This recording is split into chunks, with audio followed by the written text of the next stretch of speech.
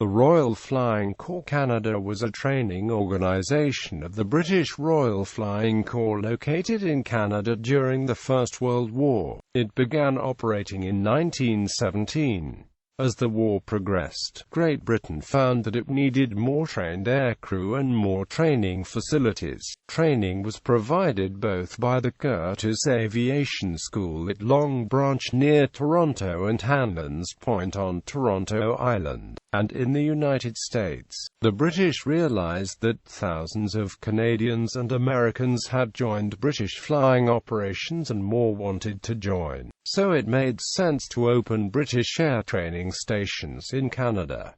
Canada also had space for such facilities. After much negotiation with the Canadian government, the RFC, commanded in Canada by Lieutenant Colonel Cuthbert Hoare, began operating several training stations in southern Ontario. Stations were opened at Camp Borden, Beamsville, Hamilton, North Toronto, and Toronto. The Curtiss JN-4 was used for training. 500 Avro 504 kiloseconds had been ordered, but only one had been completed in Canada before the war ended in November 1918, and it was not used. Hoare made several agreements with U.S. Brigadier General George O. Squire and the U.S. Aircraft Production Board. Squire had overall responsibility for the U.S. Army's Air Service, which was short of flight instructors. The RFC released 5 experienced American pilots to the U.S. Army, where they became squadron commanders.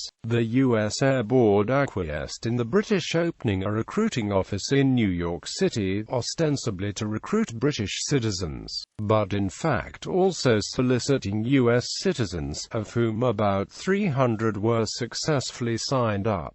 The RFC would also train many U.S. Army flight personnel, 400 pilots, 2,000 ground crew members, and 20 equipment officers. These Americans would then collect aircraft and equipment from the UK, before coming under RFC control in France. 10 American squadrons would train in Canada during the summer of 1917, while RFC squadrons were allowed to train during the winter in Fort Worth, Texas.